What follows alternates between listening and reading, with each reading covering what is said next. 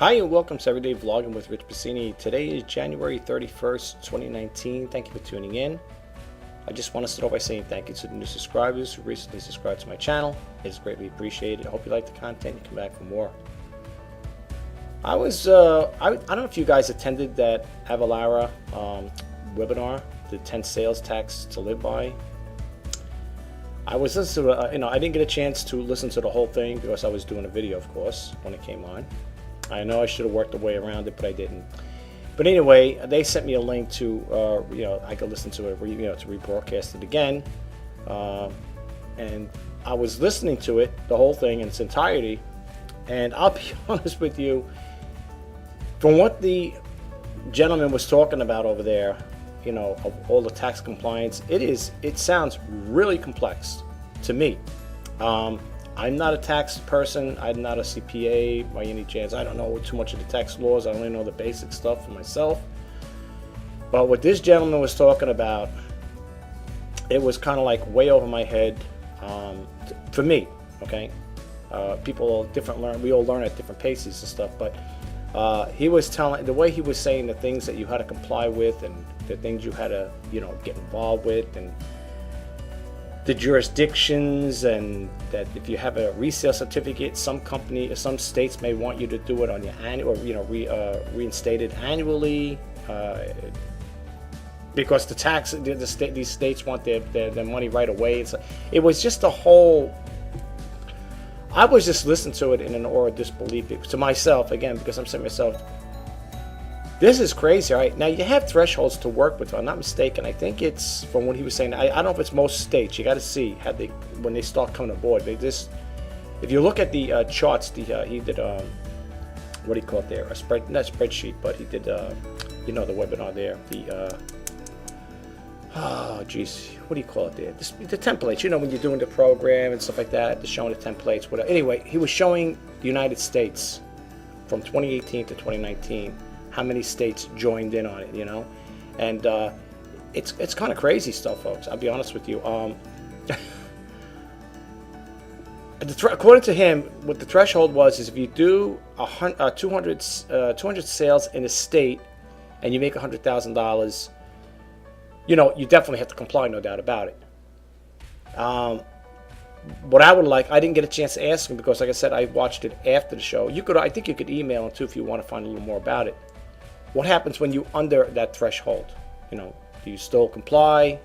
Well, I guess you would have to comply, right? But I don't know how that works. Like I said, to me, it was pretty confusing, to be honest with you. And some people might say, well, if you want to get rid of the confusion, hire a CPA. I can't afford to hire a CPA.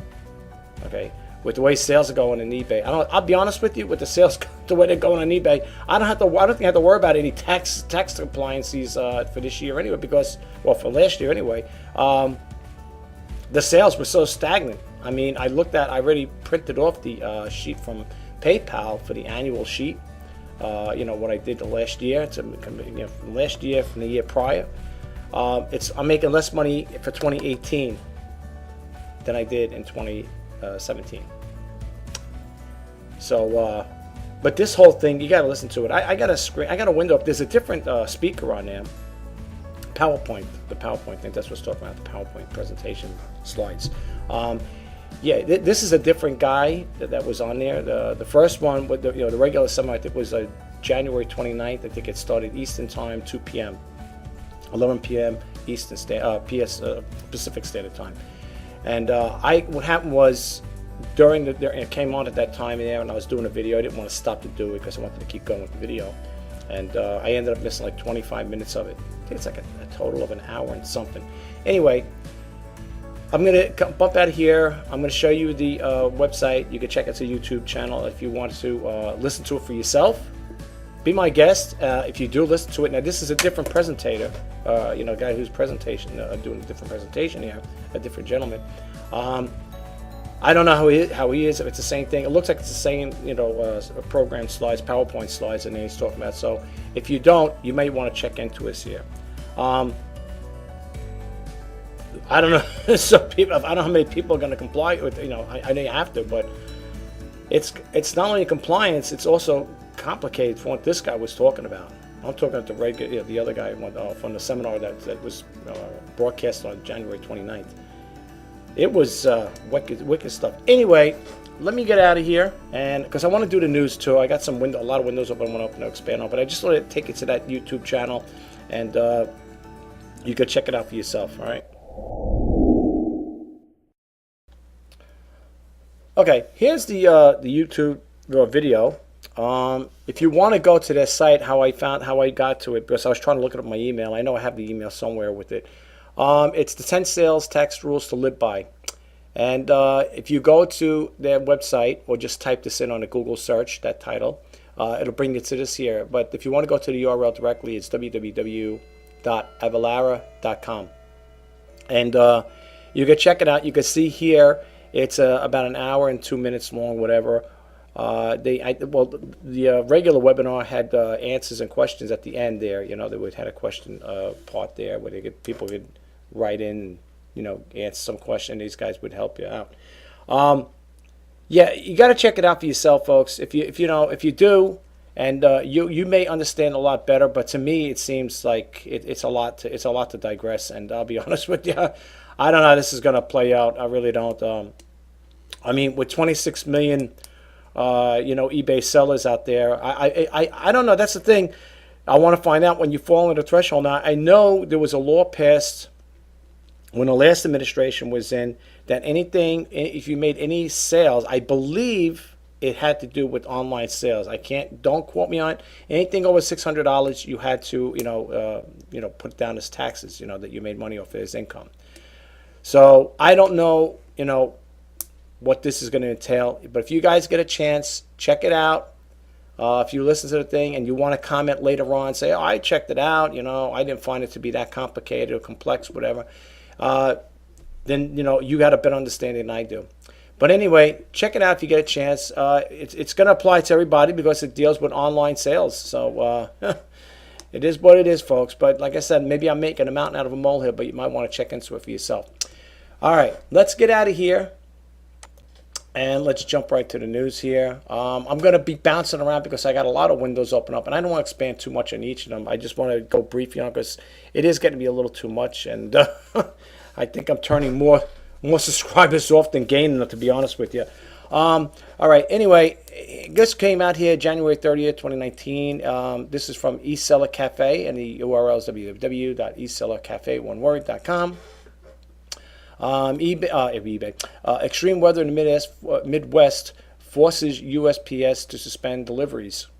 It goes on to say here, the current extreme weather and cold temperatures that are impacting much of the Midwest United States, will significantly impact deliveries. USPS has issued a bulletin that they are suspending deliveries today, January 31st, 2019. So there are people looking to get their packages in those states. They may have a little problem getting them, and I don't blame them. Hey, who wants you walking around and, what they got over here, as low as 60 below zero temperatures? I mean, not me. But it goes on to say here, weather forecasters are warning of dangerous cold conditions in parts of the nation. Some places could see wind chill reading as low as 60 below. Wow. Due to the Arctic outbreak concerns for the safety of USPS employees, the Postal Service is suspending delivery January 31st in the following 3-digit zip code locations: Michigan, Indiana, Chicago, Lakeland, Detroit, Illinois, Northern Ohio, Western Pennsylvania. FedEx and UPS deliveries may also be impacted. Okay, I didn't know about them. When I heard the news, I heard the Postal Service. I didn't hear about the other guys, the shippies. Also want to keep a close eye on the service disruptions by UPS and FedEx. Neither service is opposed to the same extensive list as USPS, but sorting facilities and final delivery points included in the Midwest will likely cause many delays, including on-air services. Okay, I just want to share it with you guys really quick. If you want to read the rest of the story, it's in eSeller Cafe. Let's move right along. Like I said, I'm bouncing around here, so don't mind me here. But actually, what I want to do, let me go to this one here. I just want to expand a little on this one here. This one here is from the seekingalpha.com. That's the website there, URL. It's www.seekingalpha.com. And it goes on to say here, eBay terrifying GMV performance. This came out today, January 31st, 2019. It says summary, shares of eBay weighed between gains and losses after reporting Q4 results. Investors weighed on the merits of the Q4 beat and the new dividend versus the light guidance for the coming year and deteriorating GMV print. GMV growth dipped 2%. I guess it's year to year, I guess, right? Down, whatever. Or yields, maybe. Down 5% or YY to prior quarter. Management hinted that several product initiatives, while appealing to the new users, led to the churn in the existing user base. eBay's tepid low growth forecast for 2019, continued challenges, retain the GMV volumes, make it a risky stock to invest. I don't invest in stocks, though, but I just thought I'd share this with you guys just in case anybody was who is invested in the eBay stocks or whatever, if you do hold them. I thought maybe I could share this information with you. Let's move right along. Here's another one here. This came out January 31st. This one is from the Marketplace Pulse, www.marketplacepulse, one word.com. This goes on to say here, eBay's grand problem and need is support of existing buyers while at the same time innovating and attract new ones. It is a problem because these two goals appear to be conflicting. Existing sellers and buyers are not happy with the changes, but the new users won't come unless the changes happen. Devin Wenig, CEO of eBay, addressed this directly while discussing the company's Q4 2018 results. And then it goes on to say here, as discussed last quarter, while some of the simplified buying experience we launched and have been positively received by new buyers, but they are causing some conversion pressure with our existing buyer base. Given that dynamic, we stopped scaling these experiences to our existing customers. And this in turn has created some downward pressure on GMV.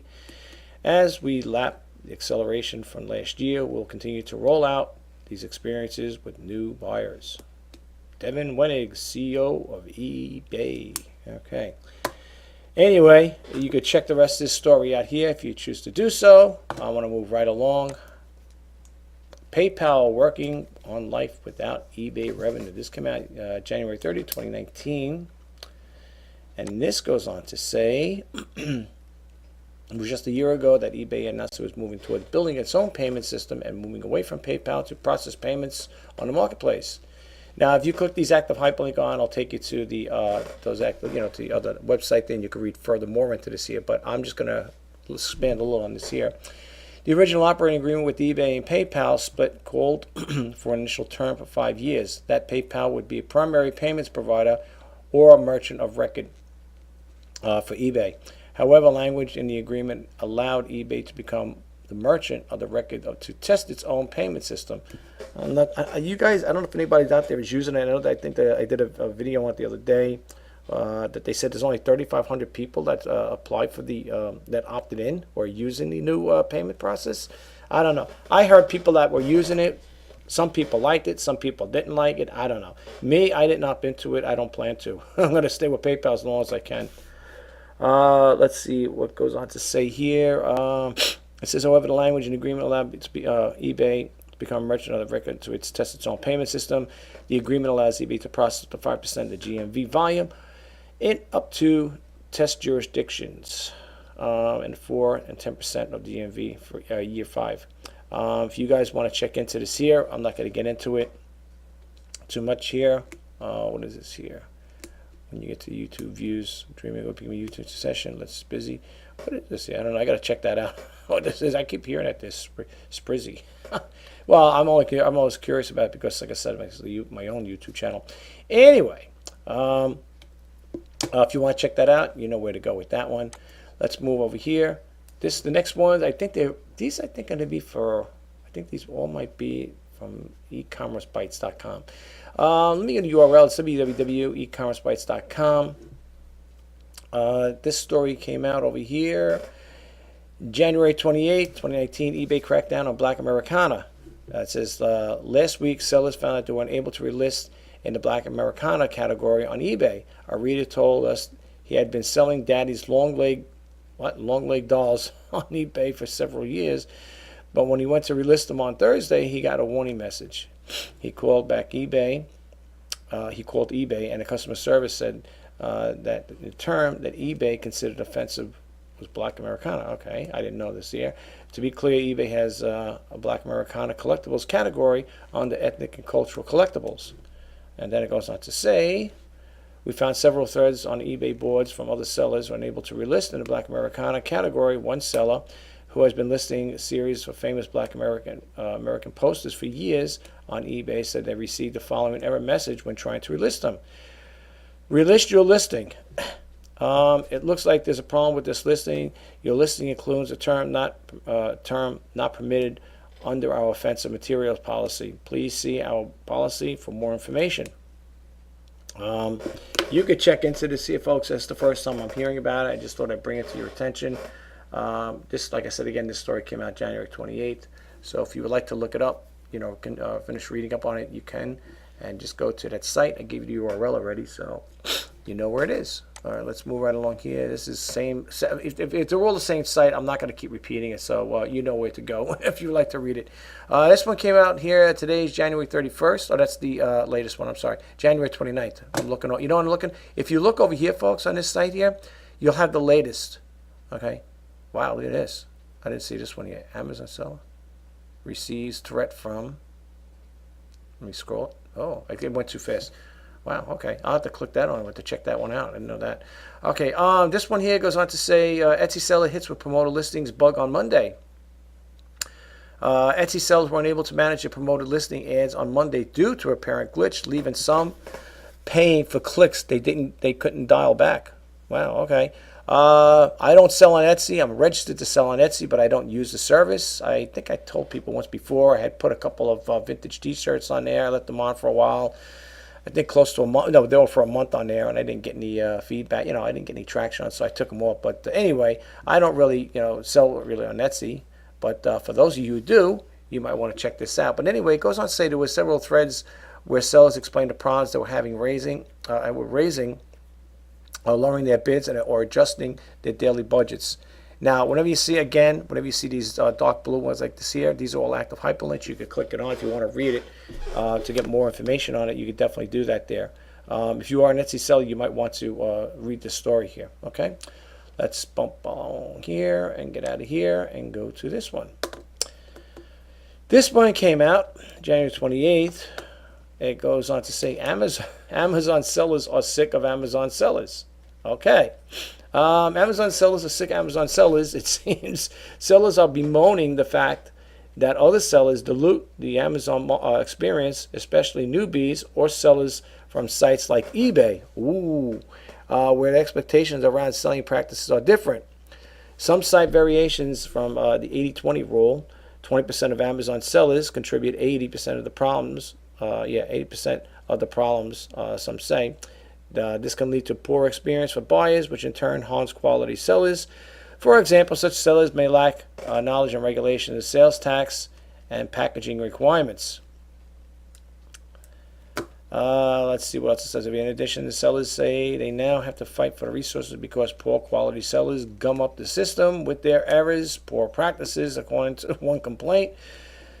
Situation that led Amazon to reduce salaried workers in the U.S. and turn to customer service reps in lower cost countries instead. I'm not going to read the rest of this here. I tell you, if you ever get a chance to go on the site, read the comments on there, folks. I love reading them, but I don't want to take the time right now.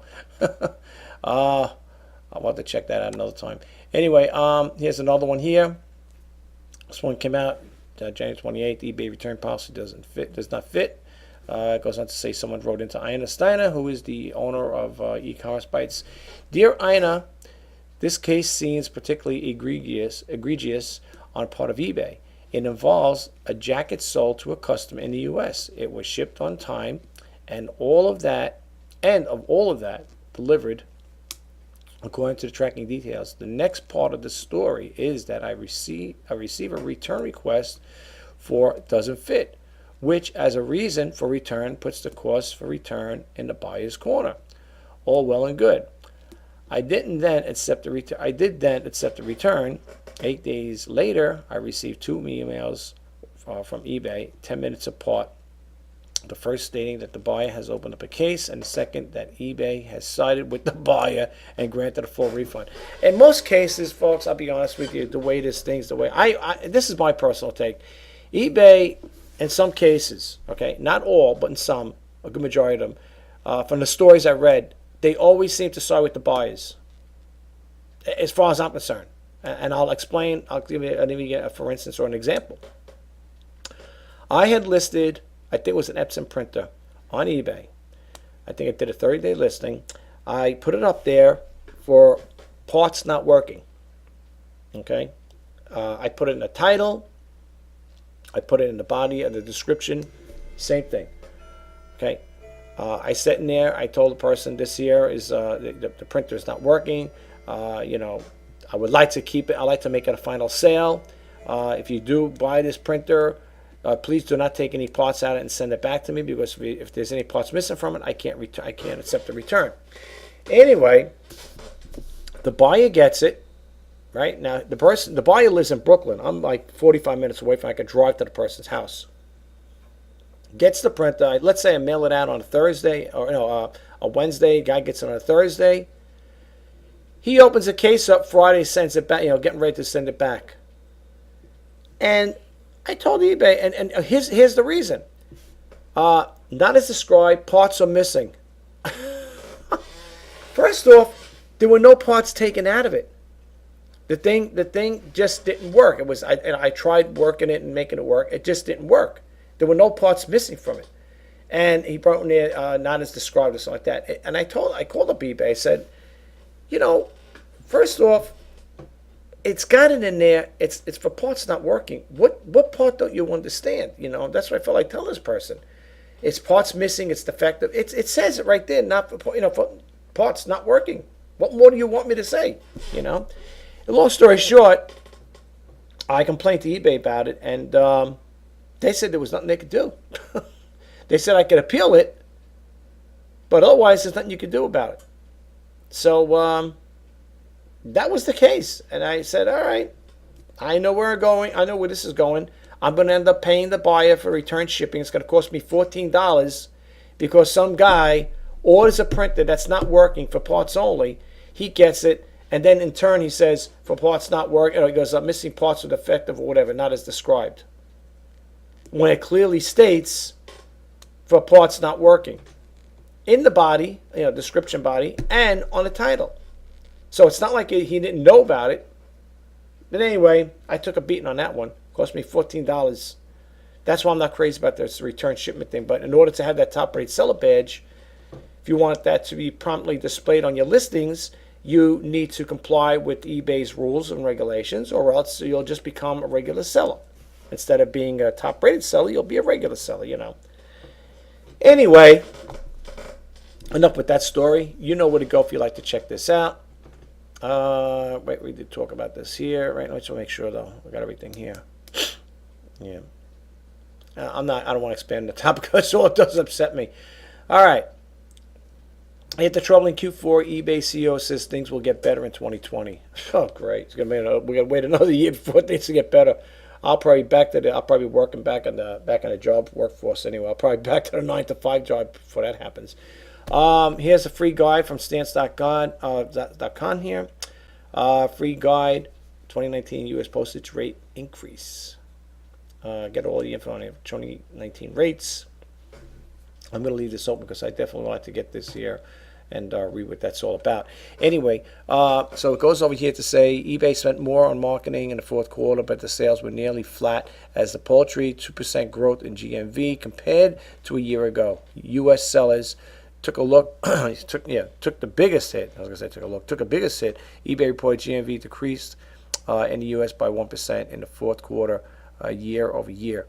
This despite the fact eBay effectively paid shoppers to buy through the use of site-wide flash sales that are eBay subsidized. And let's see what it says over here. It goes on here by eBay. Okay, said by all right. That's the president, whatever, CEO.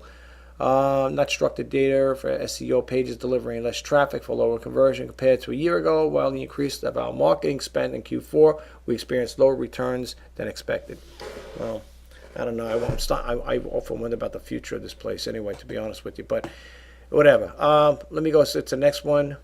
It's all the same URL, folks. And this one here came out yesterday, January 30th. Look at this title here. eBay loses another top executive. They're all bailing out of them, huh?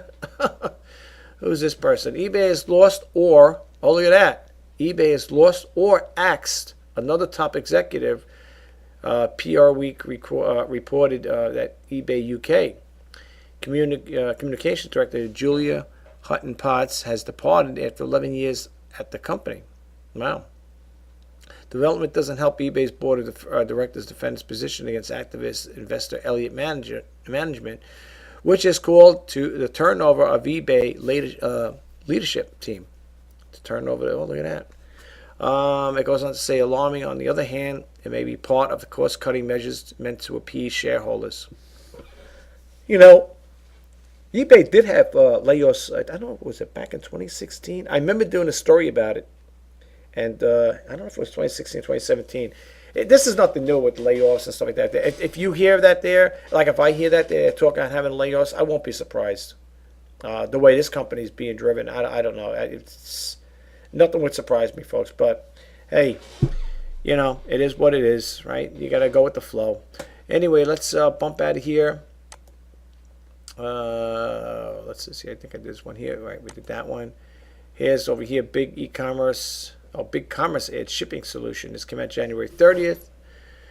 BigCommerce announced the addition of the new end-to-end shipping solution to its e-commerce platform, enabling more than 60,000 merchants to improve shipping efficiency, margins, and customer experience.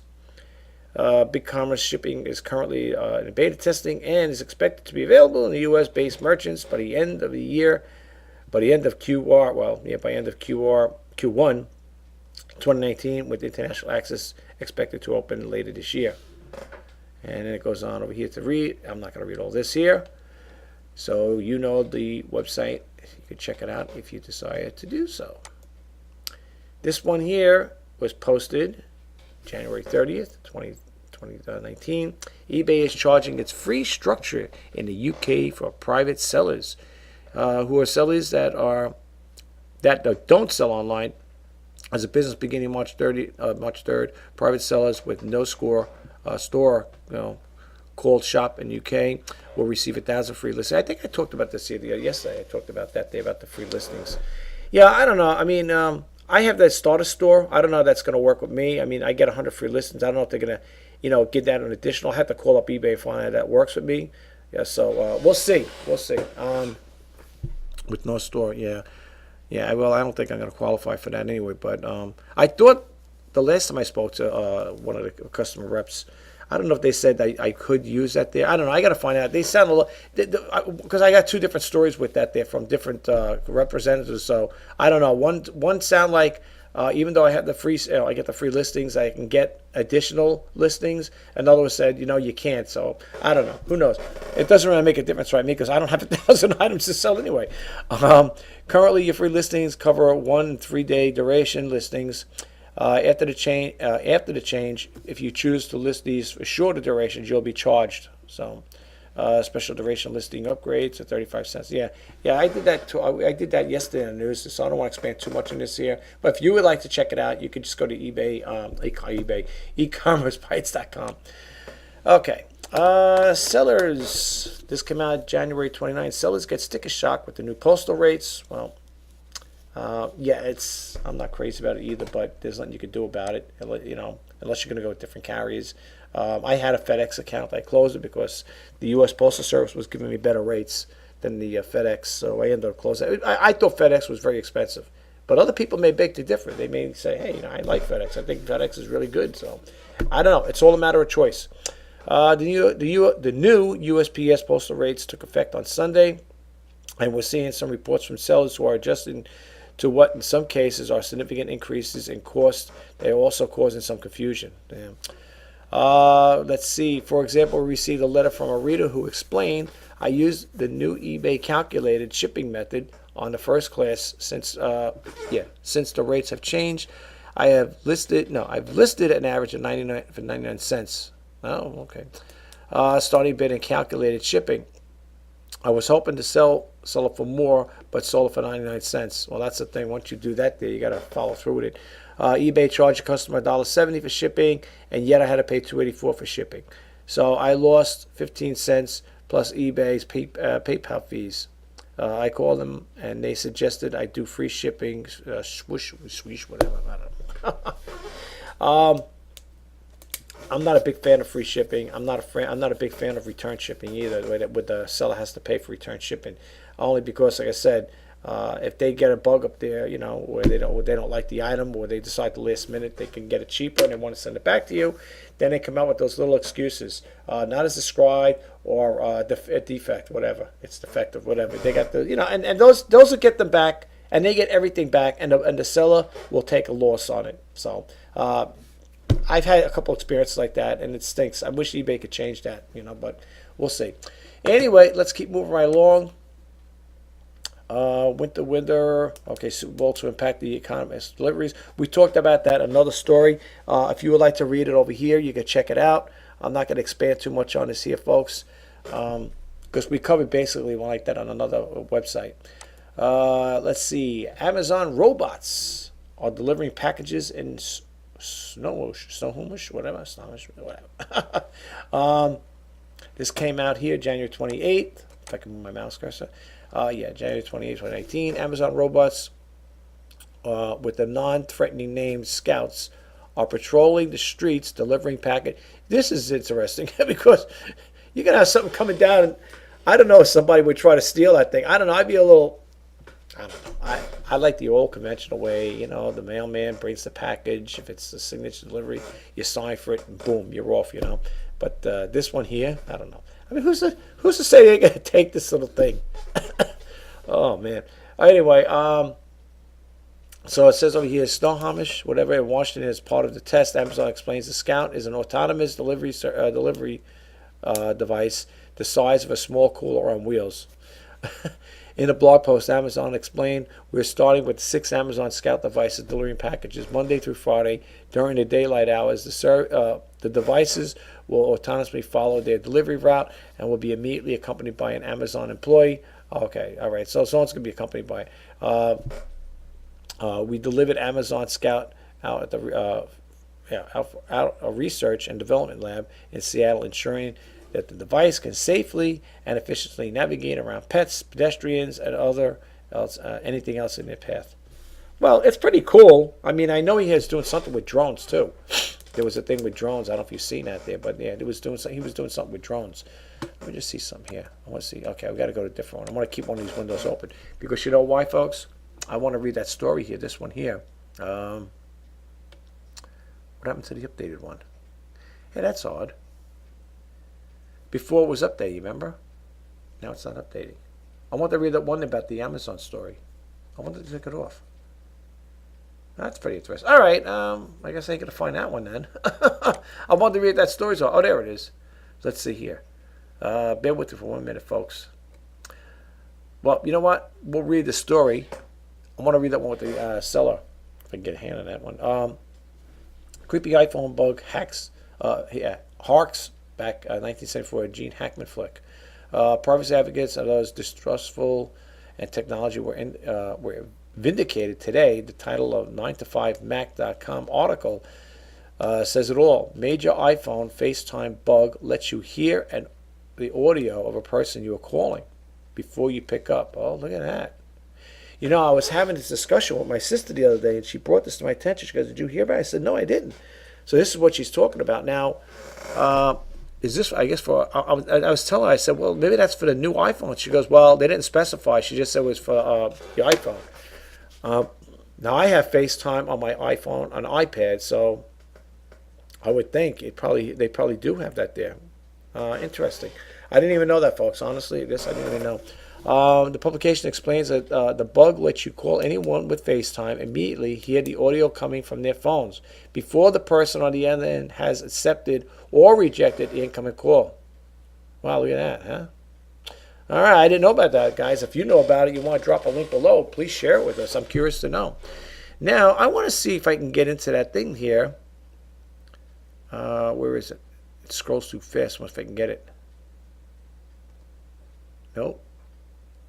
You know what I want to see, but the Amazon was that first story. Oh, boy. Let me just see. Can you click on the latest news here? Huh, it stopped. That's interesting. PayPal program helps. Let's see what this one's all about. This one came out today. Now, I don't remember doing a thing on this one here. This new PayPal program pilot helps sellers go multi-channel. Oh, okay. Yeah, I don't think I did one on this one here. PayPal is running a new pilot program called PayPal One-Touch Seller sign up that helps sellers go multi-channel and helps marketplaces as well. It comes as PayPal weans itself from its dependence on eBay while launching its own managed payments. Okay. Well, I don't expand too much. That sounds pretty good. All right. We'll see how that goes. We'll see how this works out. I have to read that one. I want to check that one as well. Yeah, I wanted to read that other story, though. The one with the something about Amazon threats somebody. I wonder if they changed it already. Wow. Yeah, too bad. Because I know it was in the latest news. I remember we read that there, the first one. Yeah, okay. They must have updated it. I wonder if they took that story out.